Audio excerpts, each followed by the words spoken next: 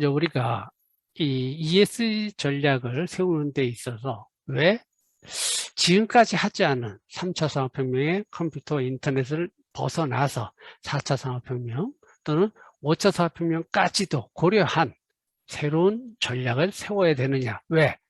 ESG는 사회입니다. 환경을 포함한 사회, 그 사회를 이루어가는 지배구조를 합리적으로 공정하게 바꾸자는 것이 ESG 전략이지 않습니까? 따라서 우리 사회가 변하고 있다. 사회가요, 이제 3차 산업혁명에서 4차 산업혁명이고요. 4차 산업혁명에서 5차 산업혁명은 이 사회적 변화가 있다는 얘기예요. 그럼 우리가 이 사회가 지금 어떻게 변하고 있지? 이걸 고려해서 ESG 전략을 짜야 된다. 왜? ESG에 사회가 포함됐기 때문에 사회가 변하는 거 고려하지 않으면 여러분이 세우는 ESG 전략은 과거 전략이 된다는 얘기죠. 따라서 ESG 전략을 세우기 위해서는 우리 사회가 어떻게 변할까?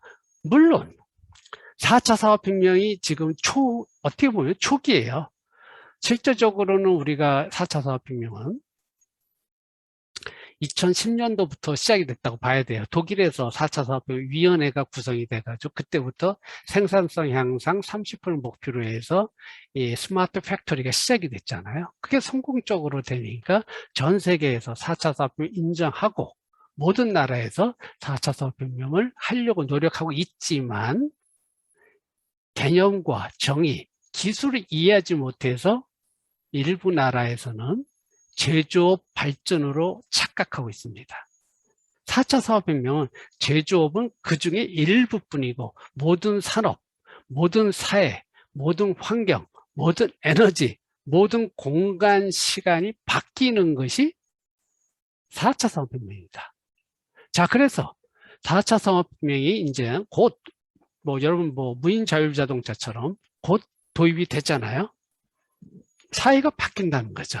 그러니까 무인 자율자동차가 중요한 게 아니라 모든 기계장치가 무인 자율자동차도 결론은 로봇이잖아요.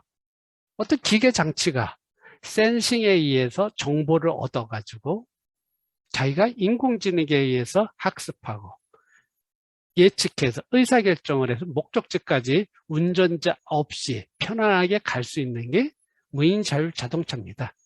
그런데 이런 무인 자율자동차 같이 자동차만 되는 게 이제 사회 구조가, 사회의 모든 인프라라고 할 때는 교통뿐만 아니라 환경, 에너지, 쓰레기, 상하수도, 지하철, 미세먼지, 기타 등등 너무나 많이 있어요. 이러한 모든 사회 인프라가 무인 자율자동차처럼 이 지능화된 로봇 개념으로 바뀌는 시대가 곧 온다는 겁니다. 자, 그럼 지금 여러분부터 며칠 전에 보게 되면은 아마존 회장께서 몇 시간 우주여행 갔다 왔죠. 그죠? 우주여행이라고 할 것도 좀 사실은 아직 지상에서 한 100km까지 올라가서 무중력을 경험하고 내려온 거죠. 그죠? 자, 어떻게 됐건 민간 개념의 우주여행이 시작이 됐다. 그걸 우주여행으로 보기에는 조금 그런 것도 있지만 며칠 후에는 그 테슬라의 회장께서는 자, 3일 동안 지구의 그 궤도를 우주상에서 지구 궤도를 3일 동안 돌고서 돌아오는 우주여행 상품을 팔고 그것에서 이제 꼭 출발하죠. 즉 이와 같이 우주여행 시대가 왔다. 자, 그럼 우주여행 시대 이게 중요한 게 아니라 아까 말씀드린 대로 사회가 변하고 있다. 무인자율자동차, 우주여행, 또 지구온난화, 기후변화 이게 극심해질 거고 우리 코로나도 어떻게 됐어요? 지금 여러분도 백신 맞았고 저도 맞았지만은 위드 코로나 근절이 아닌 코로나를 독감처럼 같이 가야 되는 이 사회 구조가 됐다는 얘기예요. 자, 이런 것들을 반영한 ESG 사업 전략이 필요하다는 얘기입니다. 자, 그 첫 번째,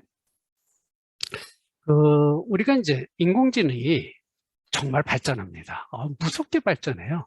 근데 인공지능의 두뇌 역할을 하는 이 디지털 개념이죠. 그죠? 0과 1로 이룬 디지털 개념이 양자 컴퓨팅의 개념으로 이 큐빗으로 변하죠. 그러니까 0과 1의 디짓에서 0과 1의 이중성, 불확정성에 의해서 0과 1이 동시에 존재할 수 있는 큐빗 개념에 의해 가지고 양자 컴퓨팅에 의해서 계산 속도라든가 저장 속도라든가 이런 것들이 수만 배, 수억 배 빨라지게 되죠. 자, 이런 양자 컴퓨팅 기반에서는 디지털 문명이 아니라 큐비탈 문명으로 되면서 이 어떤 인공지능 로봇이 기계였었잖아요. 얘들이 인간처럼 어떤 의식을 갖는, 감정을 갖는 이상한 그런 시대도 올 수도 있다. 즉 디지털 트랜스휴먼 혁명이 일어날 수 있고, 이런 때에 따라서는 이런 인공지능 로봇을 이용한 출산 또는 뭐 사람을 대체하는 대체자, 그러면서 뭐 결혼이라든가 교육이라든가 모든 뉴스라든가 모든 산업 자체가, 방법 자체가 변하는 새로운 ESG 미래 사회가 옵니다. 자, 두 번째. 자, 우리가 이제 컴퓨터가 계속 발전하고 인공지능 두뇌가 점점 발전했을 때 우리가 알고 있는 그 인공지능의 두뇌가 사람의 머리보다 이제 똑똑해진다고 하잖아요. 그죠? 자, 이제 그런 시대가 온다는 얘기죠.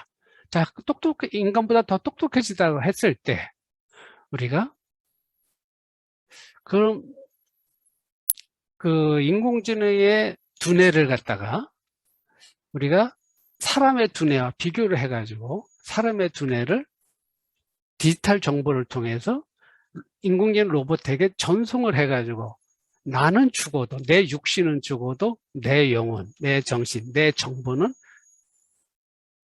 로봇에게 전송을 하는 거죠. 즉 우리가 마인드 업로딩이라고 하죠. 이런 시대가 온다는 얘기죠. 자, 이런 시대가 왔을 때 우리가 여러분이 생각하고 의식하고 말하는 것도 즉 디지털 정보거든요.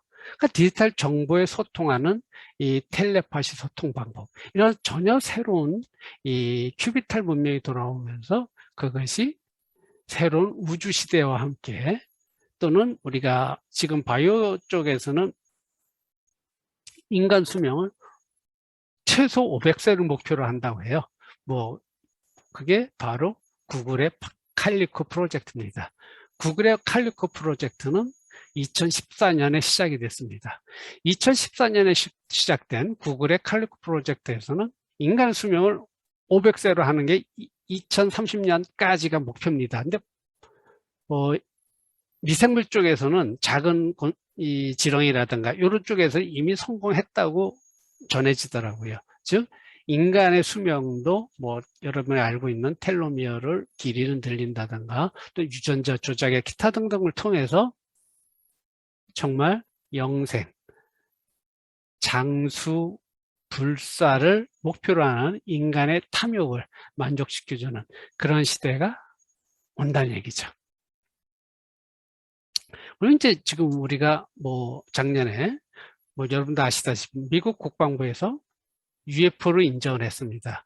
그동안 UFO가 출현했고 UFO가 뭐 3번 정도 공군, 해군의 비행기들과 조우한 적이 있고 그 화면이 사실이다라는 걸 인정을 했습니다.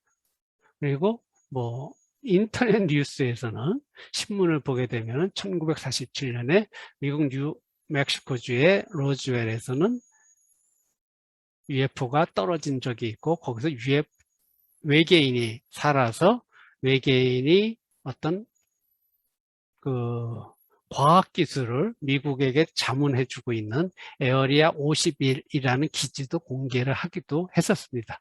즉 UFO가 있고 외계인이 있다. 지구 문명을 통째로 흔드는 유사일의 가장 놀라운 사실입니다. 자, 이러한 시대가 온다는 얘기죠.